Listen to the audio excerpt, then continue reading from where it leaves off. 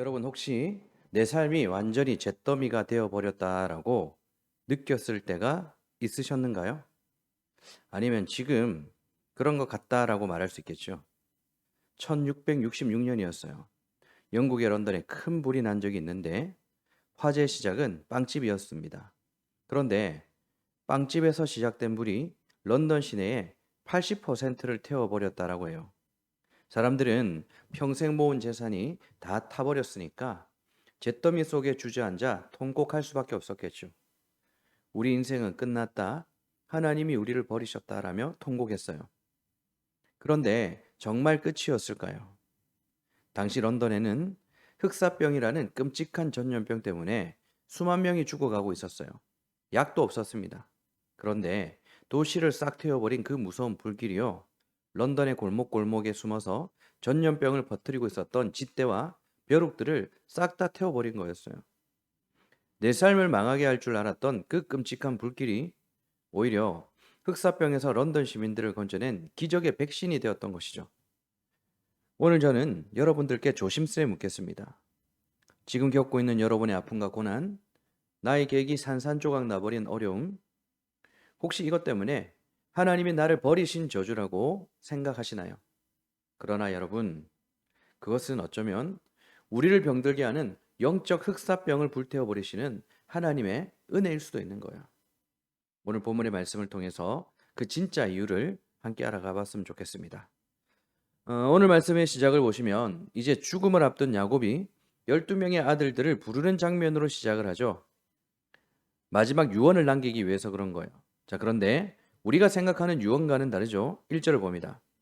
야곱이 그 아들들을 불러 이르되 너희는 모이라 너희가 후일에 당할 일을 내가 너희에게 이르리라. 아멘. 서로 싸우지 말고 화목하게 지내 사랑해 잘 살아 이런 유언이 아니라요. 너희가 후일에 당할 일을 이르겠다라고 하죠. 그리고 아버지가 아들들에게 해야 될 유언의 내용치고는 살벌한 내용들이 참 많아요. 그 아들들이 숨기고 싶었던 치부들을 다 까발리는 것이죠. 자, 첫째 아들 루벤의 경우를 한번 볼까요? 4절입니다. 물에 끄는 같았은즉 너는 탁월하지 못하리니 네가 아버지의 침상에 올라 더럽혔음이로다. 그가 내 침상에 올라왔었다. 물에 끄는 같았다라고 하죠. 여러분, 라면을 끓이려고 가스레인지에 물을 올려놓았다가 깜빡 잊고 있어서 물이 넘쳐 흐른 적이 있죠. 그때 끓은 물은 넘쳐 흘러 가스불마저도 다 꺼버리잖아요. 루벤이 딱 그랬다라는 거예요. 똑똑하고 번듯한 아들이었던 것 같아요. 그런데 사실은 속에서 부글부글 끓어오르는 정욕을 참지 못했던 것이죠. 그 감정과 기분을 이기지 못하고 아버지의 아내를 건드리는 씻을 수 없는 죄를 지었어요. 자기 인생의 축복의 불꽃을 자기가 꺼버린 것이죠. 그렇다면 둘째 시몬과 셋째 레위는 어땠을까요? 5절에서 7절인데요. 제가 읽습니다. 시몬과 레위는 형제요. 그들의 칼은 폭력의 도구로다. 내호나 그들의 모의에 상관하지 말지어다. 내 영광아 그들의 집회에 참여하지 말지어다. 그들이 그들의 분노대로 사람을 죽이고 그들의 혈기대로 소의 발목 힘줄을 끊었음이로다. 그 노염이 혹독하니 저주를 받을 것이요 분기가 맹렬하니 저주를 받을 것이라. 내가 그들을 야곱 중에서 나누며 이스라엘 중에서 흩트리로다. 아멘. 과거 여동생 디나가 몹쓸 짓을 당했을 때 시므온과 레위가 분노하여 세겜 족속들을 속이고 하나님의 거룩한 예식인 할례를 이용해서 그 마을 사람들이 아파서 누웠을 때 잔인하게 죽인 일이 있죠. 잔인하게. 마음속으로는 이것이 동생을 위한 우리의 거룩한 복수라고 외쳤어요. 하지만 야곱은 그것을 정확하게 꿰뚫어 보고 있었던 것이죠. 그것은 정의가 아니었고 그냥 너희들의 화를 참지 못한 폭력이었을 뿐이다. 이런 짓을 한 너희들은 이제 이스라엘 땅에서 산산조각 나서 뿔뿔이 흩어지게 될 것이다. 우리는 동생이 그런 일을 당했는데 오빠인 시몬과 레이 입장에서 화가 나지 않겠는가? 제대로 된 재판이 없던 시대, 힘이 다스리던 시대, 저런 시대였다면 나도 저렇게 분노했을 것이다 라고 생각할 수 있어요. 르우벤처럼 정욕을 숨기고 거룩한 명분이라는 포장으로 혈기왕성할 수 있는 것이죠. 여러분, 사람은 자기 잘못을 인정하기보다는 늘 상황이 어쩔 수 없었다라는 핑계를 대기 좋아해요. 그러니 자신이 죄를 지었더라도 회개를 할 수 없는 거예요. 그냥 내 기분에 못 참고 내 욕심을 못 버리는 죄인들이라는 것을 인정해야 되는데 그걸 못하는 거죠. 그러므로 여러분 인정해야 돼요. 우리는 그냥 내버려 두면 자기 정욕과 자기 성질에 못 이겨서 흩어지고 망할 불쌍한 인생이라는 것을 인정하세요. 그리고 그 자리에서 내 힘으로 할 수 없습니다라고 두 손을 드는 거예요. 자, 이게 어떤 차이를 만드냐면요. 똑같이 잔인하게 화를 냈고 똑같이 뿔뿔이 흩어지게 될 것이라는 무서운 저주를 받았던 시므온과 레위는 세월이 흘러 광야를 지나면서 이 두 사람의 가문이 하늘과 땅 차이로 갈라져 버려요. 시므온은 끝까지 자기 고집을 꺾지 않았죠. 끓어오르는 정욕을 참지 않았어요. 결국 그들은 어떻게 될까요? 역사 속에서 흔적도 없이 비참하게 사라져 버려요.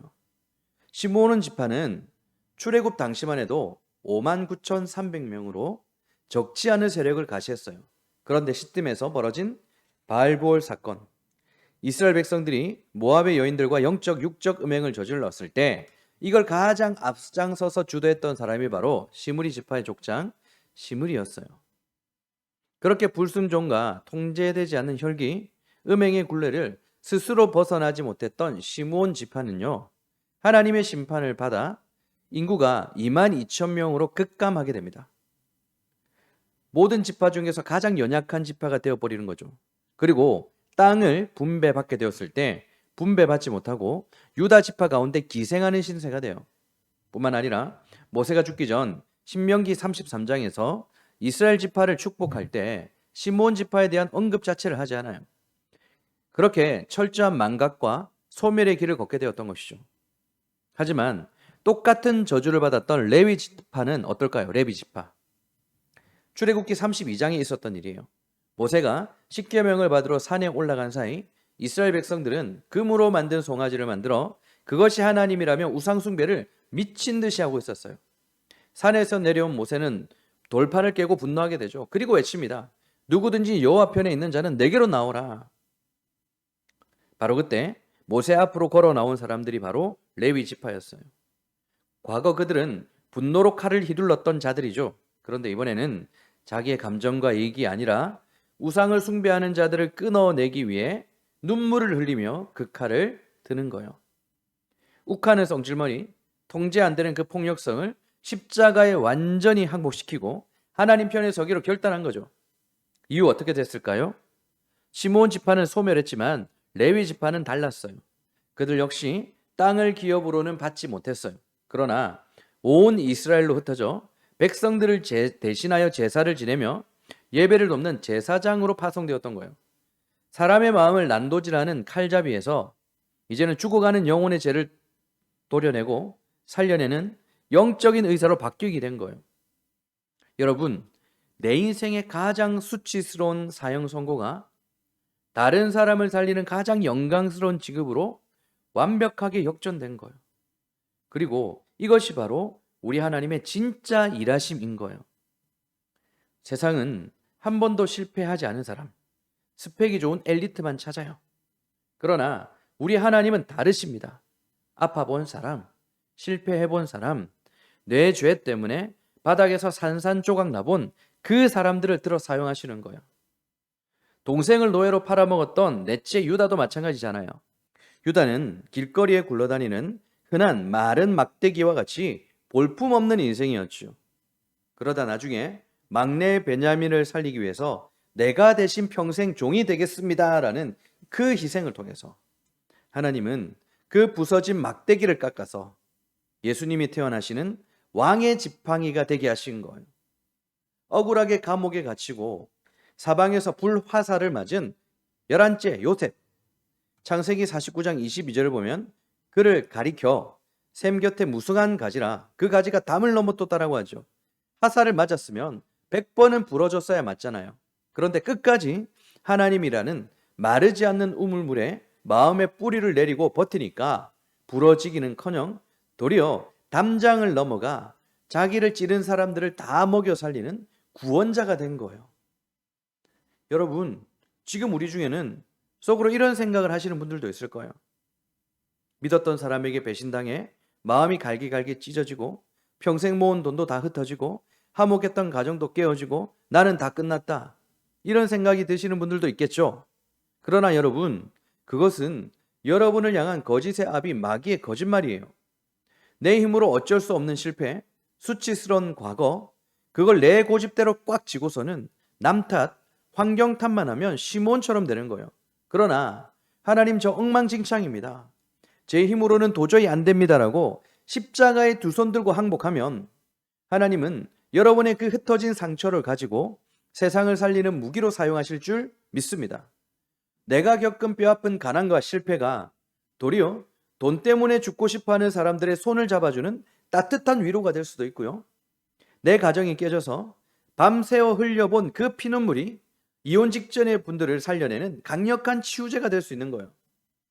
나를 가장 비참하게 만들었던 그 흩어짐과 산산조각이 예수님의 십자가를 통과하는 그 순간 도리어 누군가를 살려내는 생존 매뉴얼이 되는 것입니다. 그래서 오늘 돌아가셔서 내 뜻대로 되는 일이 하나도 없어서 가장 답답하고 비참해지는 그 순간이 올 때 깜깜한 태극길 그 차 안에서든지 밤에 혼자 누워있던 침대에서든지 여러분이 늘 한숨 쉬며 주저앉았던 그 자리에 앉았을 때 자책하지 마시고 숨지 마시고 눈을 부릅뜨고 소리내어서 이렇게 딱 한 번, 세 번만 선포해 보세요. 내 부서진 상처는 저주가 아니다. 도리어 남을 살리는 축복이 될 것이다. 내 부서진 상처는 저주가 아니다. 도리어 남을 살리는 축복이 될 것이다. 내 부서진 상처는 저주가 아니다. 도리어 남을 살리는 축복이 될 것이다. 그리고 이렇게 툭 터놓고 기도하는 거예요. 하나님, 저 참 못났습니다. 맨날 제 더러운 성질을 못 이겨서 무너집니다. 산산조각난 제 인생의 파편들을 이제 주님께 다 맡깁니다. 주님이 이 조각들을 다 주워 모으셔서 저와 똑같이 아파하는 사람을 따뜻하게 살려내는 도구로 저를 사용해 주십시오. 이렇게 기도하는 거예요. 말씀을 맺겠습니다. 아프리카 말라위에 지독한 가뭄이 찾아왔어요. 땅은 쩍쩍 갈라졌고 온 동네 사람들이 굶어 죽어갔습니다. 이거 실화예요, 실화. 그때 13살 난 아들이 도서관의 낡은 책에서 풍차를 보고 아버지에게 다가가서 이렇게 말하는 거예요. 아빠가 타시는 저 자전거 나에게 주세요. 아버지는 펄펄 뛰겠죠. 왜냐하면 그 낡은 자전거는 아버지가 돈을 벌어온 유일한 도구, 가족의 마지막 생명줄이었기 때문입니다. 그걸 부순다라는 것은 우리 다 같이 굶어 죽다라는 뜻이었어요. 하지만 아들의 그 간절한 눈빛과 그 부탁에 아버지가 믿고 눈물을 머금고 자전거를 내어줘요. 소녀는 그 생명 같은 자전거를 완전히 산산조각 내어버렸어요. 바퀴를 빼고 체인을 끊고 뼈대를 뿔뿔이 흩어버렸습니다. 완전히 박살냈죠? 그리고 어떻게 되었을까요? 소녀는 그 흩어진 자전거 파편들을 조립해서 높은 나무 위에 매달랐어요. 메마른 바람이 불자 뜯겨나갔던 자전거 바퀴가 빙글빙글 돌아가기 시작했습니다. 그리고 잠시 후에 쩍쩍 갈라진 땅 밑에서 시원한 지하수가 펑펑 쏟아져 나왔어요. 자전거를 분해해서 자동 펌프를 만든 것이었죠. 완전히 박살난 자전거 한 대 덕분에 굶어가던 마을, 온 마을 사람들이 다 살아났어요. 자전거의 부서짐은 저주가 아니라 모두를 살리기 위해 반드시 거쳐야 했던 거룩한 부서짐이었어요. 사랑하는 여러분, 혹시 하나님이 지금 여러분의 자전거를 다 뜯어내고 분해하고 계십니까? 내 목숨 같았던 돈을, 자존심을, 건강을 뿔뿔이 흩어버리고 계십니까? 아프시죠? 너무 아파서 죽을 것 같을 거예요. 하지만 여러분, 두려워하지 마십시오. 하나님은 여러분을 멸망시키려고 하신 것이 아니에요. 꽉 막힌 내 인생에 영원한 생수를 퍼올리려고 하시는 거예요. 창조주이신 예수님께서 우리를 위해서 어떻게 하셨습니까? 우리를 살리시려고 당신의 몸을 십자가 위에 철저하게 분해하셨지 않습니까? 채찍에 맞아 살이 찢기고 물과 피를 쏟으며 흩어지셨습니다. 예수님이 십자가에서 철저하게 부서졌기 때문에 죽어가던 저와 여러분들이 살아났잖아요. 지금 주님이 그 피 묻은 두 손으로 여러분의 부서진 마음의 조각들을 꽉 끌어안고 계시는 거예요. 그리고 그 흩어진 조각들을 여러분의 남은 평생을 생명을 보올리는 생수의 펌프로 지금 다시 조립하고 계신다라는 것입니다. 오늘 본문 창세기 49장 33절을 한번 보십시오. 야곱이 아들들에게 명하기를 마치고 그 발을 침상에 모으고 숨을 거두니 그의 백성에게로 돌아가더라. 임종을 맞이한 야곱은 자식들의 그 부끄러운 각오와 상처, 흩어짐의 미래를 다 짚어주고도 두 발을 침상에 가지런히 모으고 너무나 평안하게 숨을 거뒀습니다. 왜요? 내 자식들은 연약해서 또다시 엎어지고 실패하겠지만 결국 십자가의 은혜가 이 흩어진 조각들을 하나도 빠짐없이 다 모아내어 세상을 살려내는 기적의 도구로 만드실 것을 확실하게 믿었던 거예요. 그러므로 여러분, 오늘 문을 나설 때 내 힘으로 억지로 버티려고 하지 마세요. 지금 짊어지고 있는 상처와 아픔의 십자가 당장 내던지고 싶겠지만 도망치지 말고 묵묵히 품고 걸어가 보시기 바랍니다. 처음에는 내가 그 찢어진 어깨로 무거운 십자가를 질질 끄고 가는 것이 눈물이 나겠지만 포기하지 않으면 나중에 그 십자가의 능력이 쓰러진 나를 등에 업고 생명의 길로 걸어가고 있게 되는 것을 보게 될 것입니다. 나의 가장 뼈아픈 부서짐이 도리어 남을 살려내는 위대한 축복으로 되는 기적의 사건. 오늘 이 말씀을 통해서 산산조각난 여러분의 삶이 도리어 주변을 따뜻하게 안아주고 살려내는 귀한 삶으로 회복되기를 우리를 위해 친히 부서져 주신 우리 주 예수 그리스도의 이름으로 간절히 축원드립니다.